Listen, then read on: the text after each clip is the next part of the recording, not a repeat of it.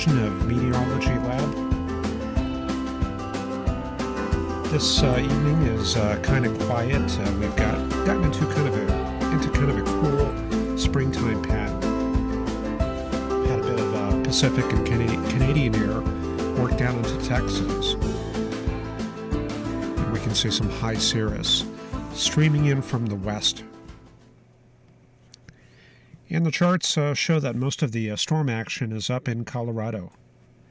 And you can see up here, this has the look of upslope flow. When we see a risk area like that in western Kansas and an elongation out towards Missouri, that kind of tells me that we're getting some flow from east to west. And the flow is kind of destabilizing as it moves into the higher terrain. Let's take a closer look at that and change the sector here.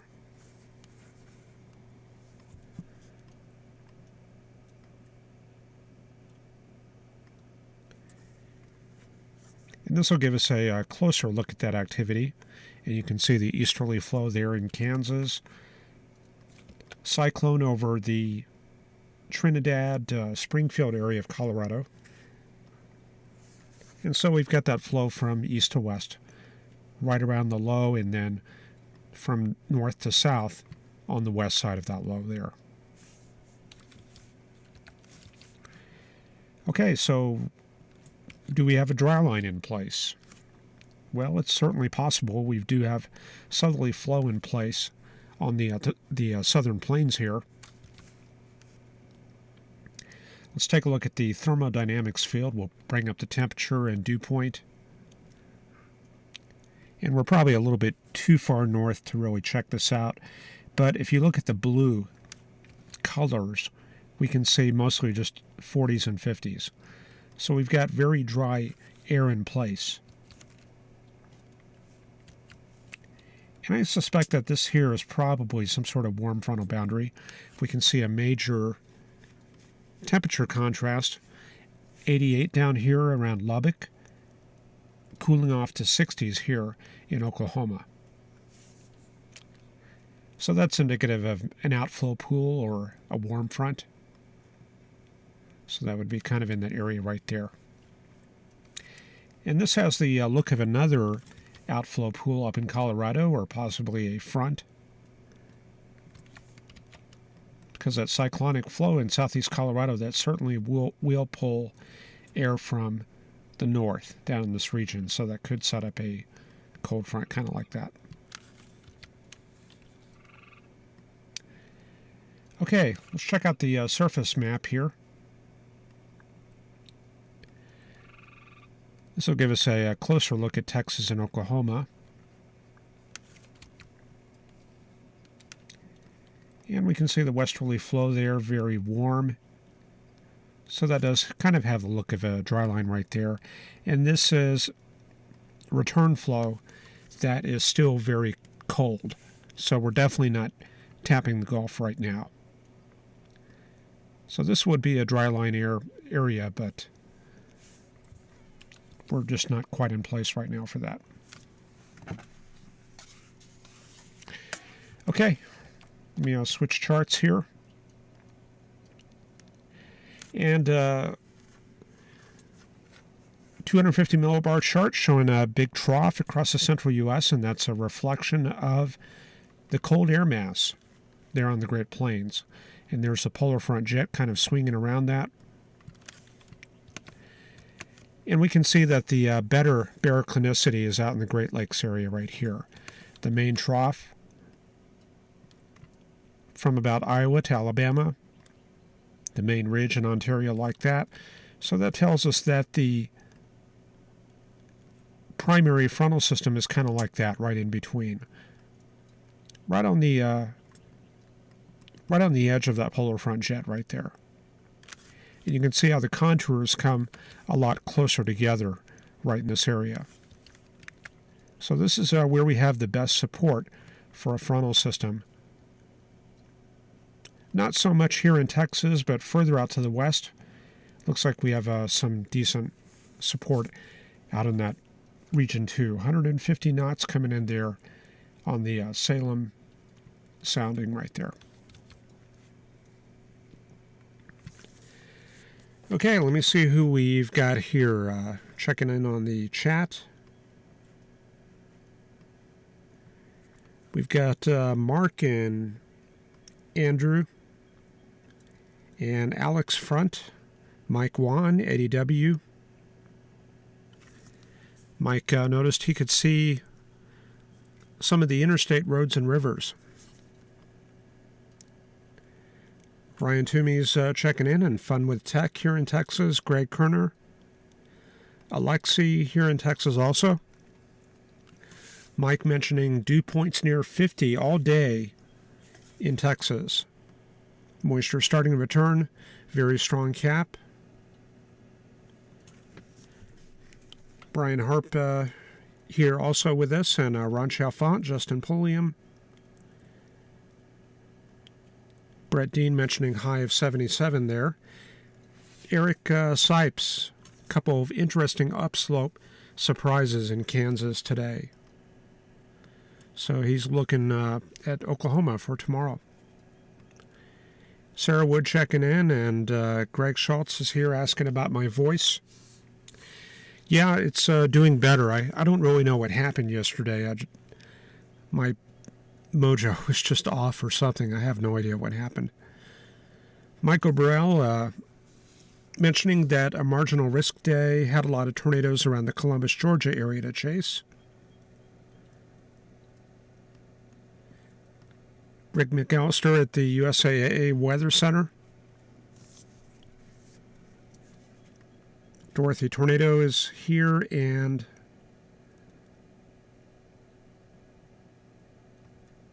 Ryan mentioning high humidities. I think that's in Florida there. Now in the low 90s. Going to hit 80 degrees in southern Jersey where Brett Dean is. 45 in Indiana under that trough. That cold air coming into the Midwest. Storm Zombie is here, and Sarah looking at pivotal weather and noticing differences between all the different models. And that is one issue. We do kind of focus on one model when we do these forecasts, and I need to underscore that the goal of these weathercasts is not to come up with the accurate forecast for the upcoming week, but more or less to understand how to use the output. So to keep things kind of simple, we kind of stick to one model, the GFS, and I kind of leave the more complicated stuff to you guys.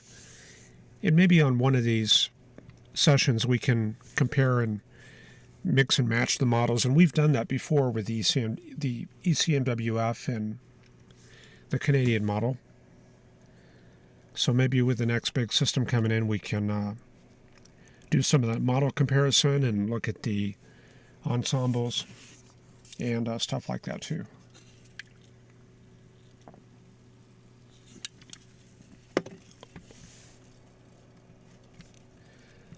Okay, there's a look at the visible satellite, and part of being a good forecaster is being able to understand what kind of clouds you're looking at.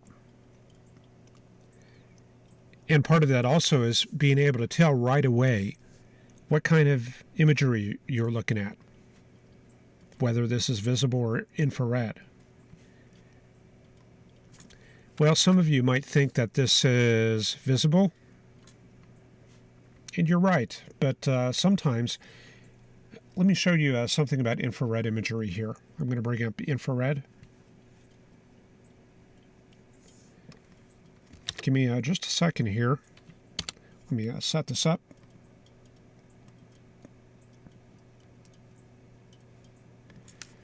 Okay, normally when we look at infrared imagery, this is the imagery that we have overnight. You see something like this, and you kind of recognize it as infrared imagery because of the color enhancement, like what you see here, and so on. But you can get fooled sometimes because we can have the imagery without enhancement.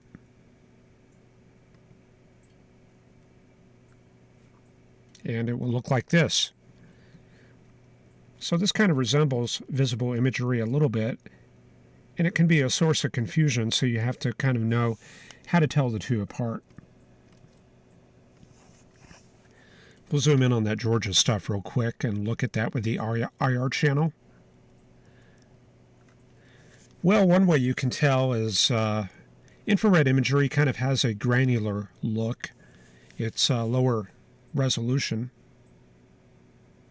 or maybe not granular, but kind of smudgy. And that's less true with the next generation GO-16 satellites coming in. The IR is much better on those satellites. But with the old ones, this is one way you can tell right there, is the coarser imagery. And let me see. Let me take a look at Canada here real quick. And you notice that when we go up into Canada here, where it's colder, we've got more of a white appearance in infrared because everything is a lot colder here.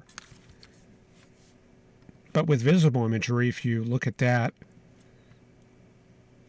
there's much more definition in regular visible imagery. So you see all that right there?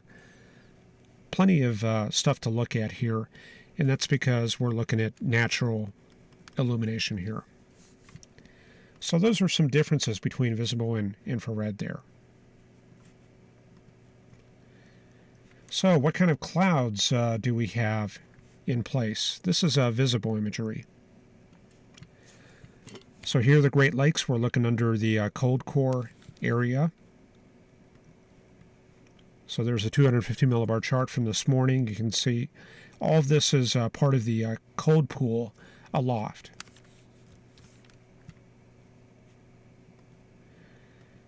So this is going to be comprised mostly of lower cloud, stratocumulus and stratus. Let me see if I can compare that with infrared real quickly.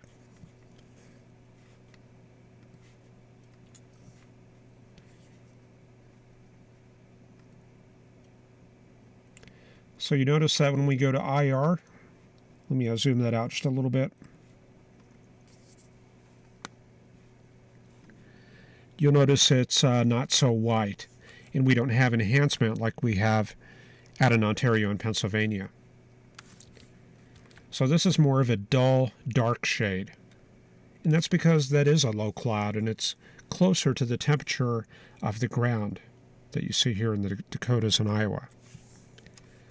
So that kind of helps us confirm that this is all stratus and stratocumulus there.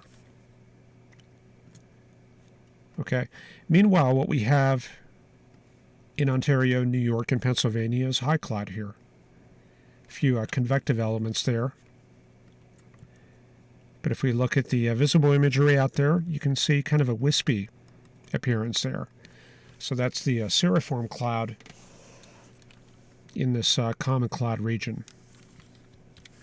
And in between the two, you can see the dry slot. There it is right there. Dry air working its way into the Lake Huron area right there. Okay, so further back here in Kansas, let me zoom in on that just a little bit.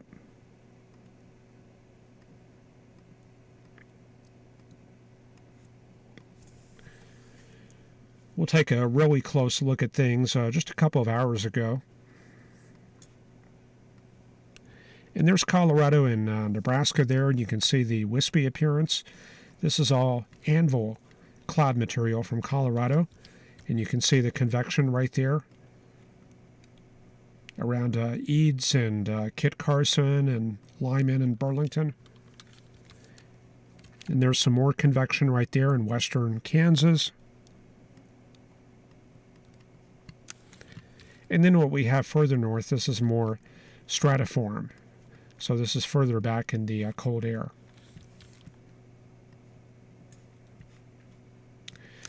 Okay, and just to throw something completely different in there, let's look at Mexico.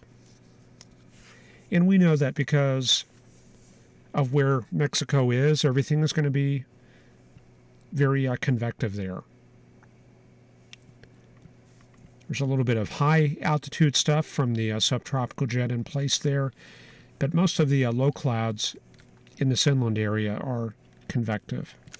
And I can see maybe just a few elements here along the mountaintops, but otherwise it's pretty clear in the low levels here.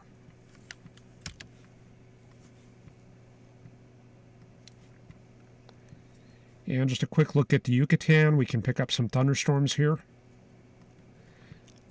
So that's really spectacular there, and it looks like a little bit of haze and maybe some smoke in this region right here. So maybe a little bit of crop burning going on. So there's our thunderstorm right there, and we run that forward. And we can see that there's some pretty good bulk shear there. So strong upper level winds carrying the anvil to the east. So this is likely a fairly strong storm. Probably some good chase opportunities along that road going from Cancun to whatever towns are right in that region. Okay, I wanted to bring a special feature up. High Cape Days, and that was on the title card earlier. And the question is, which is the most unstable day in U.S. history with the strongest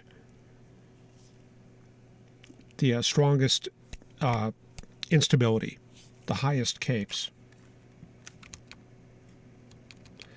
Well, I went through a bunch of data, and I have got some of that worked up here. And this is kind of what I worked on today, but let me show you very quickly the results. Okay, the 10th most unstable day, and this is limited to, this isn't like a final output of my study here, but this is what I was able to find out with the information I had. 10th most unstable day, July 30th, 2001, on the Omaha Scootee. Cape of 6,000. The 9th most unstable day.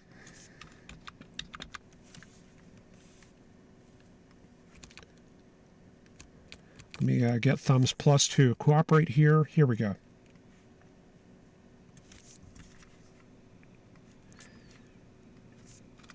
Ninth most unstable day, June 28th, 2012 on the Davenport, Iowa Scootee. 6,100. This is a mixed layer cape, and I think that's the best representation. 8th most unstable day, also about 6,100. That was in 2011 in South Dakota. 7th highest cape, 6,300 on June 25th, 1990 in Topeka. Number 6 is May 26th of 1997.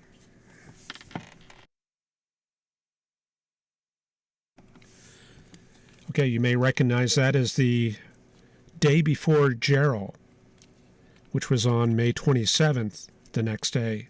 And truly some phenomenal cape there. And this is from Fort Worth, the previous evening, 6,700. And I think there was a pretty heavy cap in place on that day. But further north in Oklahoma, there was a tornado outbreak. And I was out with Gene Roden on that day. Saw a tornado near Shawnee to Wetumpka, and I know a couple of other chasers around the Oklahoma City area and also near the Kansas border saw some storms on this day. So the capes up in Oklahoma probably closer to 4,000 to 5,000. 5th most unstable day, 6,800 cape, July 12th of 95, also in Iowa. So you notice kind of a pattern going on here with July in the Midwest. And maybe think about what might be causing that. 4th most unstable day, 7,000, August 10th of 2007. That was in Charleston. And there's a big old caveat, a big old asterisk, and I'm going to show you why momentarily. Number 3, August 4th, 2008, again, the Midwest in the middle of summer at Lincoln in Illinois. Number 2 at 7300, North Platte, July 2nd, 1999. And number 1, 7400, July 11th, 2000 at Topeka. Okay, let me give you some idea of how that compares with some big severe weather days. The Aurora hailstone in 2003, capes from the radio sound station showed 2400 to 3700 in Nebraska. Grand Island in 1980, that big tornado that kind of ground around in that town in Nebraska, 4100. In Greensburg, the closest SCU-T was Dodge City, but they were north of some sort of frontal boundary or outflow, so I don't have a number for them. But Lamont, to the southeast, they were reporting 3,800 on that day. So you can see these numbers are quite a bit higher. And this is important because, let me show you the Energy Helicity Index.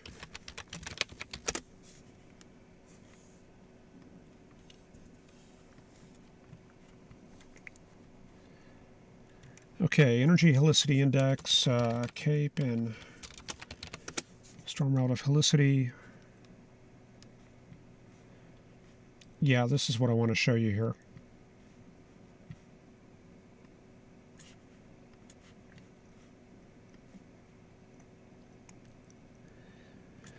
Okay, this shows you the relationship of CAPE to helicity. So when you go to the right, we have increasing CAPE. And these very high instability days are way over here. 4,000 to 5,000 and even 6,000 and 7,000. That's way off the scale here. And on the other axis, the y-axis, we have helicity. So that's kind of a measure of shear and turning in the low-level wind. And we also have this line here representing Energy Helicity Index. And pretty much what this graph is telling us is that if we're anywhere on this side of this line, we're pretty well set up for tornadoes. So what this means is if we have very high instability, we don't need very much helicity to get tornadoes out of that situation. All we need is helicities in the 100, 200, 300 range. And that's all it takes. On the other hand, if we have low CAPE, like below 1,000, if we have plenty of helicity in place, that'll give us what we need for tornadic supercells. So basically, as long as we have very high CAPE or very high helicity, we're pretty much set up for supercells. So this shows Greensburg had some pretty high CAPE and some fairly moderate to high helicity. But CAPE was the main player on that day to a certain extent there. Okay, so those are some things to think about there. Also, in terms of, you're probably wondering what kind of severe weather took place. On this day in July 2001, there were, let me check my notes here.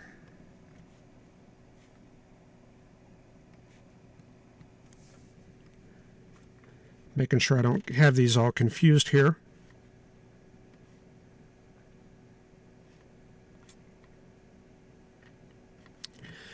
Okay, the 1990 one is the one I have notes on right here, June 25th, 1990. There were extensive windstorms, especially in southeastern Nebraska. There was extensive wind damage in Grand Island. and that's just north of this radioson site. Not really any significant tornadoes on that day. July 17, 2011, I don't really know. 2012, I didn't check on that one either. So maybe you guys know what happened on some of these other days. But definitely in 1997, we had tornadoes just north of the Red River there. Okay, so hopefully that was some cool stuff to look at. I wondered a lot about that myself, what it was the highest cape, and apparently 7,300, 7,400 is it, as far as I can find. But I do know I've seen 8 to 9,000 in Bangladesh and Calcutta during tornado season there. Okay, let's get back on track and talk about the fronts this evening. And before I go much further, let me take a look at the chat. Probably a little bit of discussion about that high instability. Oh man, plenty of chat here. I'm not going to be able to respond to this. I'm sorry. Just too busy on here. But let me just take a quick skim through here. Brett asking about the 1920 tri-state tornado outbreak. Good question about instability on that day. I do know we had kite launches back in those days, so probably some data exists, but I'm going to have to look into that there. Alex asking about Tuscaloosa. That one I'm not too sure of. I'd have to look that up. May 3rd, 1999, Oklahoma outbreak. We can take a quick look at a couple of these. Good place to get this data is University of Wyoming sounding page. And that's going to be this link right here. And let me bring up May 3rd of 1999. Now keep in mind that this does not account for locations in between radioson sites. And it doesn't account very much for surface heating. We're seeing mostly the results here at the end of the storm day. So this is going to be May 4th at 0Z. So probably instability in between some of the radioson sites, even higher.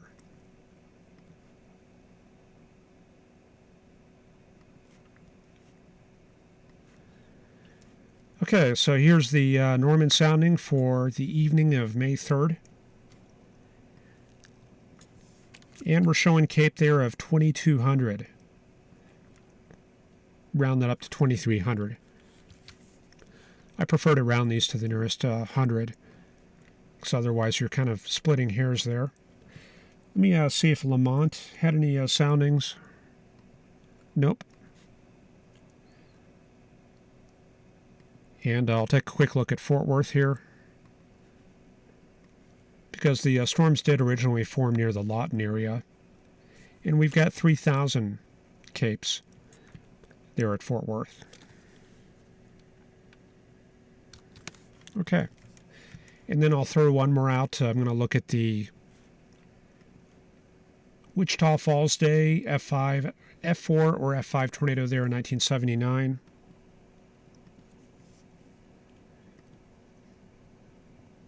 That's going to be on April 10th. So that's going to be on the 11th at 0Z.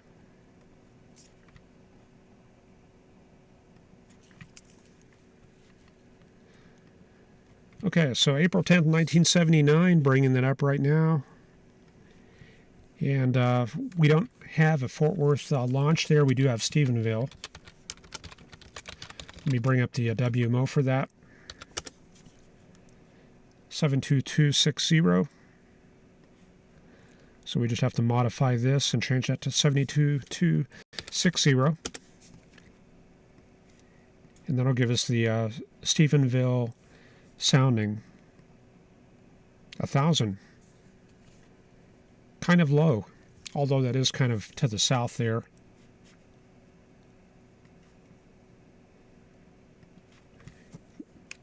Let me look at Oklahoma City. Unfortunately, I think they're going to be north of the warm front. I think that's 72353. I'll just take a look at that real quick.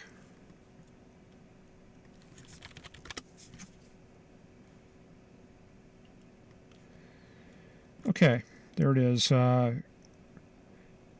they were north of the front cape of 0. So this kind of shows you how it's good to have more density in the radiosonde network, or you miss features. Okay, back to the current data. There's the frontal setup for this evening. So we got a bit of a cold front in New Mexico and Arizona right now, and you can see we've had some frontogenesis in the Red River region. So this cyclogenesis right here, the pressure falls, have helped bring air mass contrasts together. And so we've got a warm front from about,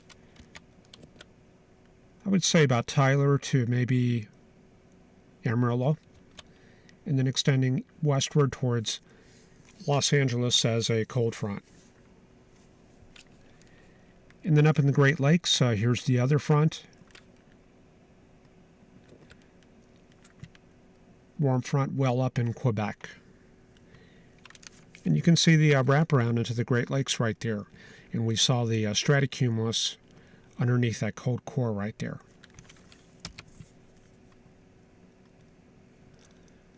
Okay, the dynamics for this evening looking like this. Polar front jet running through Texas, and you saw a little bit of cirrus on that opening clip. Strongest dynamics in the Lake Huron area. The height lines are pinched together here, so that's helping to support a front right in that region. And then we've got frontogenesis in this area right here.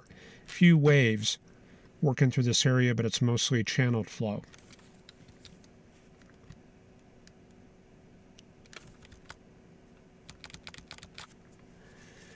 Okay, so at the surface, we'll take a quick look at the warm front. Can we find a warm front? Well, we've got 76 to 78, maybe even 83 south of I-20. North of that, we've got low 60s.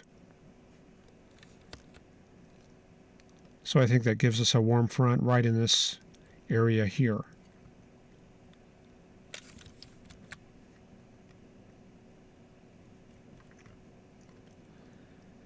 Okay, so mid to upper 70s in this region and low 70s and upper 60s in this region right there. Okay, so that's kind of how that comes together. You know, a little bit of a very weak dry line maybe right there, but I would not even call that a dry line really. We've only got low 50s dew points here and upper 30s dew points right there.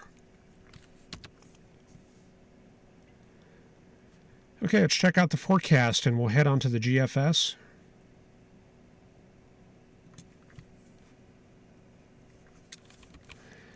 Okay, so overnight there goes the system in Canada. Here comes the next system out of the Rockies. So when we do the webcast tomorrow evening, it will be looking like this here. Looks like the warm front probably still in place in the Red River. A lot of these fronts kind of remaining in place right there. Maybe a little bit more moisture coming northward. You can see the Gulf is open. So maybe a chance for a few showers and storms up along the warm front. Probably got a strong cap in place. We'll have to take a look at that. In fact, maybe I can bring that up on the pivotal weather overlay. So let's do that. I clicked on the Denton and Dallas-Fort Worth area. And we've got some pretty steep lapse rates there. You can see the temperature line leaning way over to the left. So we're definitely primed for some cape here. And there's that cap. I don't see a whole lot of capping here, really. If we mix the lowest 150 millibars like that, and bring a line up from 86 degrees, looks to me like that clears the cap. And we've got dew points in the mid to upper 60s. I think we've got probably a chance of thunderstorms here tomorrow evening.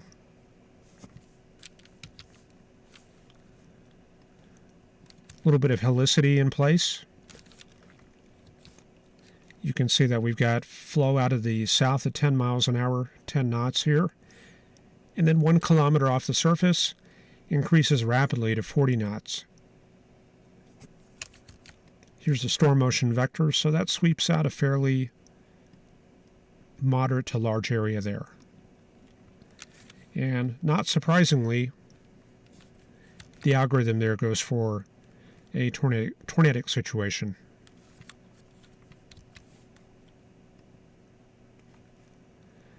Okay, so we'll have to watch for a chance of thunderstorms along the Red River tomorrow night. Maybe anywhere from the Dallas-Fort Worth area northward, I would think. Okay, yeah, there they are. There's the storms breaking out in southern Oklahoma right after dark along that warm front. And a pretty good push of cold air here in New Mexico. So the model going for some wintry precip right there around the Clayton-Raton area. Okay, for Saturday, looks like things shift northward. Kind of a large MCS in eastern Oklahoma. And then by evening, it looks like the frontal boundary pushes through Fort Worth and into the I-35 area. So probably thunderstorms for Saturday afternoon there in Texas. Oh yeah, and check out the flow of moisture off the Gulf, heading up the Mississippi River into the Illinois-Indiana area. So this is Saturday evening, and you can see the Gulf is open, so we're definitely set up for thunderstorms in Missouri and Illinois there. But not so much of a moisture supply in Texas. We're just kind of on the edge of that moisture supply.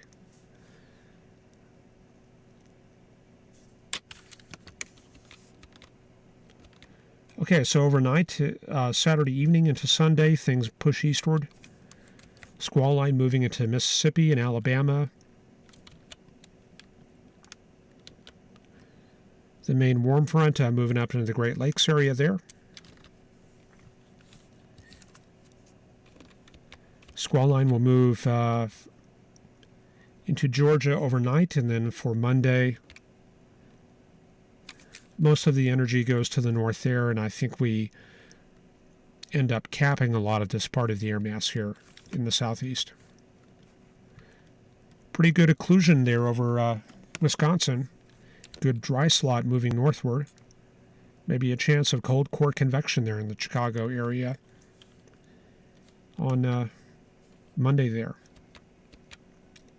And around Milwaukee too, certainly there. Okay, Tuesday things push eastward and then just kind of clearing and kind of a dry, mild period. Precipitation redeveloping on Wednesday with this upslope flow here.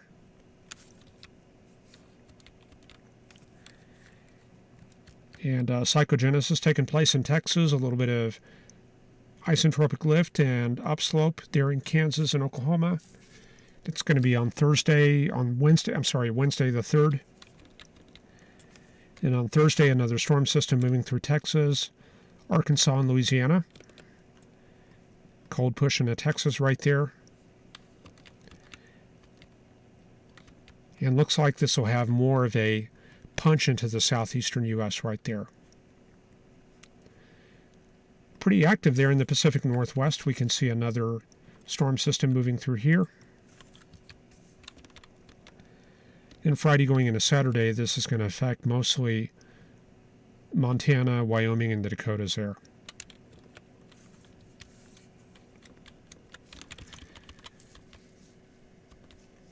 Okay, then the next shot into the middle of May. I guess that's going to come around the 8th or 9th.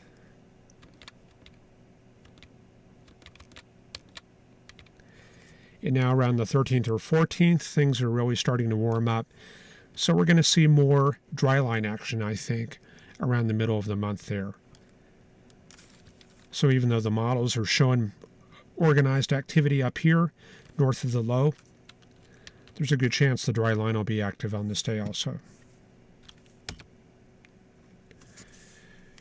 All right, I think that's about all I got for this evening here. I'll take a quick look at the chat.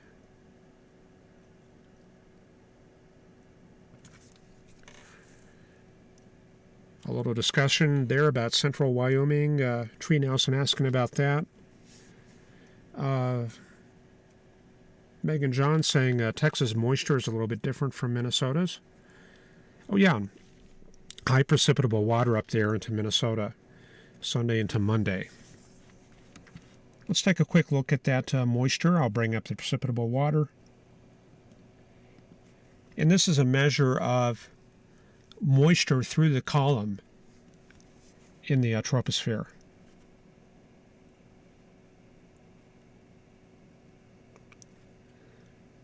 Okay, so we're loading the charts here. This is the pattern we have in place right now. You can see we're starting to bring up a little bit of moisture into Texas and Oklahoma.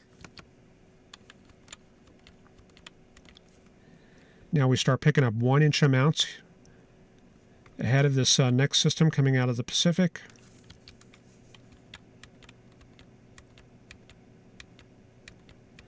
And now we're seeing 1.5 inch amounts coming up from East Texas into Missouri there around Saturday. And yeah, some of that definitely heads up there into eastern Iowa and Wisconsin here on Sunday. Definitely a good moisture supply, and here comes 2-inch amounts coming into Alabama there. So certainly quite a potent system there, and when we bring in those higher precipitable water amounts into a well-developed system like that, latent heat release becomes very important, and that helps deepen the low and intensifies the fronts. Okay. I think that's about all I got for this evening. I appreciate you watching, and we'll be looking at the situation for tomorrow in Texas and Oklahoma. So until then, have a good evening, and we'll see you then.